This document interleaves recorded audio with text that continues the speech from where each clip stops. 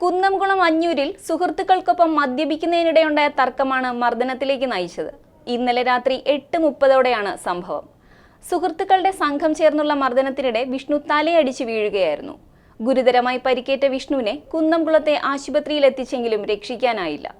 ഇരുചക്ര വാഹനത്തിൽ നിന്ന് വീണു പരിക്കേറ്റു എന്ന് പറഞ്ഞാണ് സുഹൃത്തുക്കൾ വിഷ്ണുവിനെ കുന്നംകുളത്തെ സ്വകാര്യ ആശുപത്രിയിൽ എത്തിച്ചത്.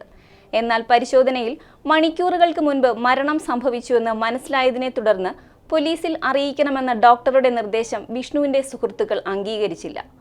പ്രകോപിതരായ ഇവർ ആശുപത്രിയിൽ അക്രമം നടത്തുകയും ചെയ്തു.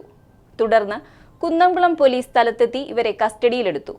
വിഷ്ണുവിന്റെ സുഹൃത്തുക്കളായ ശ്രീശാന്ത്, ഷിജിത്ത്, വിഷ്ണു എന്നിവരെയാണ് പോലീസ് കസ്റ്റഡിയിലെടുത്തത്.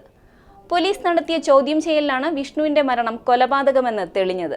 അതേസമയം മദ്യലഹരിയിൽ വാക്കേറ്റത്തിനിടെ സുഹൃത്തുക്കൾ വിഷ്ണുവിനെ മർദ്ദിക്കുന്ന CCTV ദൃശ്യങ്ങൾ പുറത്തുവന്നു. കുന്നംകുളം പോലീസ് അന്വേഷണം ആരംഭിച്ചു. കസ്റ്റഡിയിലുള്ളവരുടെ ചോദ്യം ചെയ്യൽ തുടരുകയാണെന്നും ഇന്ന് അറസ്റ്റ് രേഖപ്പെടുത്തുമെന്നും പോലീസ് പറഞ്ഞു.